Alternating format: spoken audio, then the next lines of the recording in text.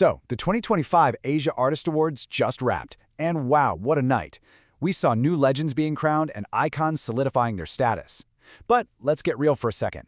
Beyond all the headlines and the glamour of the red carpet, what do these awards actually mean?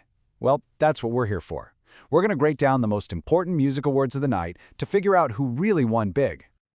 But here's the thing, it's not just about a list of winners. To really get it, you have to understand the structure of the night. It's not just one single grand prize. There are levels to this. It's kind of like a hierarchy of recognition. So what are these different tiers of awards, and what does it really take to be called a true champion at the AAA? All right, let's start at the absolute top of the mountain, the very peak. These are the grand prizes, known in Korean as the Daesang.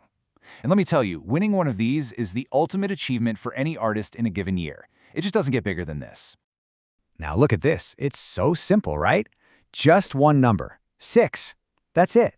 That is how many Daesang Awards are given out in the music category. It tells you everything you need to know about how incredibly exclusive this club is. Only a tiny handful of artists can even dream of reaching this level each year.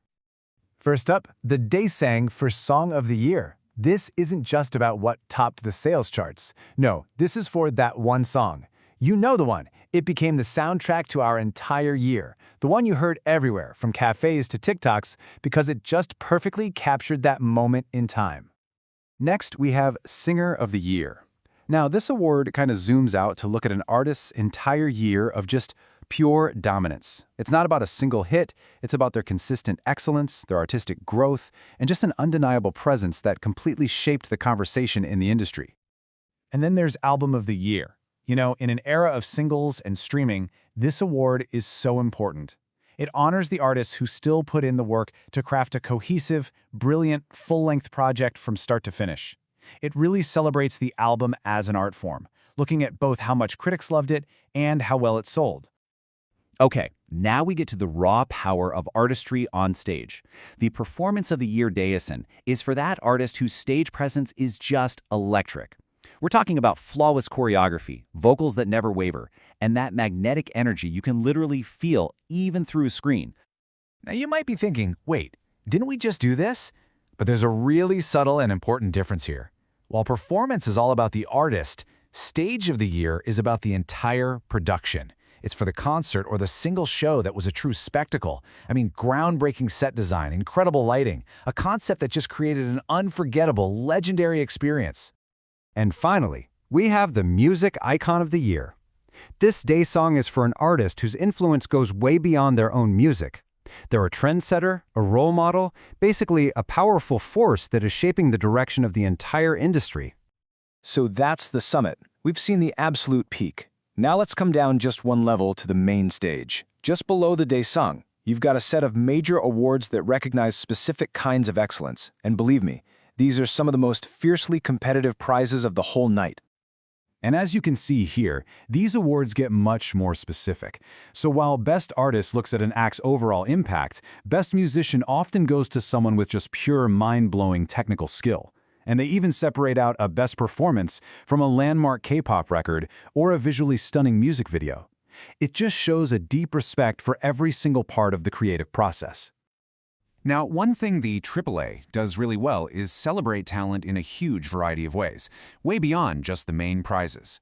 This next bunch of awards casts a much wider net, honoring everything from the producers behind the scenes to pure fan popularity. Well, okay, that is a lot, right? But don't worry, just look at the big picture here. You've got awards for the people who make it all happen, like Best Producer.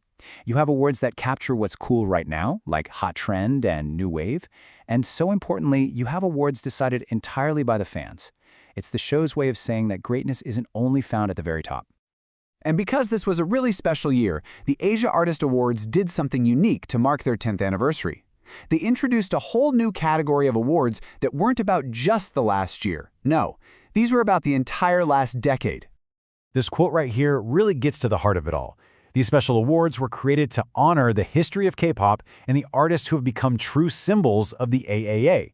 It's all about recognizing a lasting legacy and an undeniable impact over a long period of time. And what's super interesting is how they actually structured this. They didn't just have one award. They created 4 unique legacy awards, Legendary Group and Legendary Solo. And they made sure to have both male and female winners for each. It was a really smart way to guarantee that the pioneers of the last decade, whether they were in groups or solo act, all got this incredible recognition. So after taking a moment to look back and honor the legends, the awards ceremony did exactly what it should do. It shifted its gaze right to the future. The big question became, who are the artists getting ready to become the next generation of icons? And this is where it all begins, isn't it? You have 2 major awards for emerging talent. Rookie of the Year is that classic prize for the absolute top debut of the year. But then you also have Best New Artist, which often recognizes a rising star who might be in their 2nd or 3rd year but really truly broke through this year. Winning either of these is a huge, huge signal of future success. So after breaking it all down, from the Daesangs all the way to the Rookie Awards, it leaves us with a pretty fascinating question, doesn't it? What's more important for an artist's career in the long run? Is it the early buzz from a Rookie Award, the industry-wide respect that comes with a Best Musician prize, or is it that ultimate glory of a Daesang? Which trophy do you think is the most critical one to have on the shelf?